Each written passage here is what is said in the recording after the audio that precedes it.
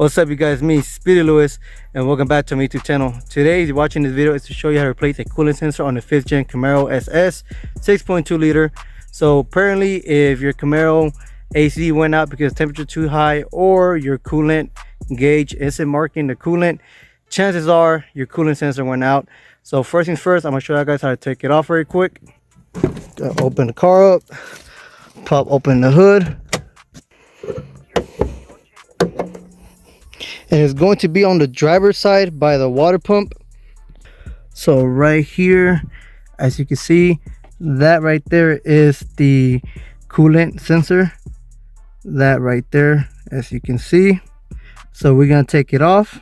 First things first, you gotta undo the clip just like that. Pop it out just like that. And you're gonna need a 3/4 with a little wrench. So as you take it off, you're gonna go ahead and turn to the left, and it should come out just like that. So y'all guys saw a little bit of coolant came out, but what I'm gonna do, I'm gonna take it out, measure it, and then I'm gonna leave it in there so not that many coolant comes out. And then I'm going to the auto parts, buy the sensor.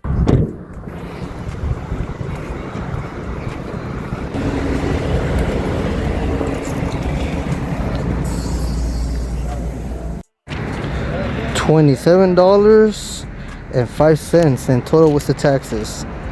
All right, let's just go home and put it on and see how it goes. So here's the sensor, and I also went back inside to buy this white tape.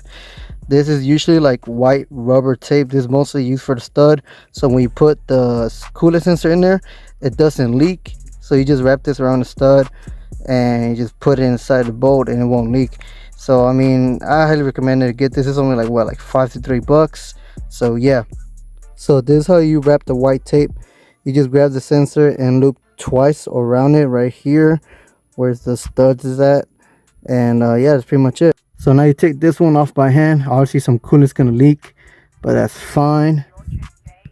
As you can see, you compare it, same size, and it's leaking right there.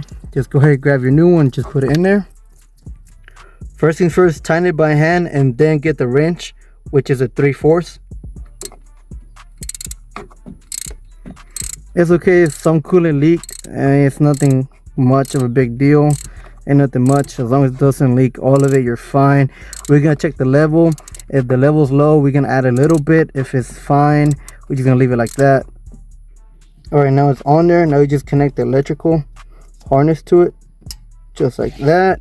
Before turning it on, let's check the coolant level, see if it lost a lot of coolant. If it didn't, that's fine. You don't need to add nothing. Let's just check the coolant level very quick. Just pop this open right here. Then you just check it right around here. See what it says. I don't know if the camera's catching it, but it's right on there. Perfect. All right, let's just put this bad boy back in there and let's turn it on. This is my Camaro key. Just unlock it. Turn on this bad boy very quick.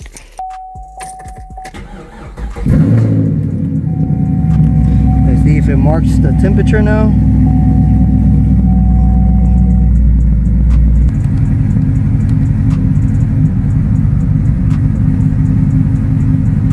One quick tip, if it does not work or the sensor's not reading, go to the trunk of your Camaro 5th gen. The battery is located on the trunk. Disconnect the negative for at least 15 to 10 minutes and then connect it again, and then it should start working.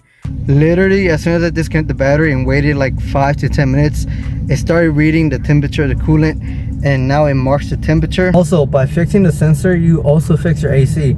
Just to let y'all guys know, as soon as you fix your sensor, and again, if it's not working when you plug it in and turn on the engine, just turn it off, open the trunk, disconnect the negative, wait for at least 5 to 10 to 15 minutes, connect it again, and then it should start reading temperature.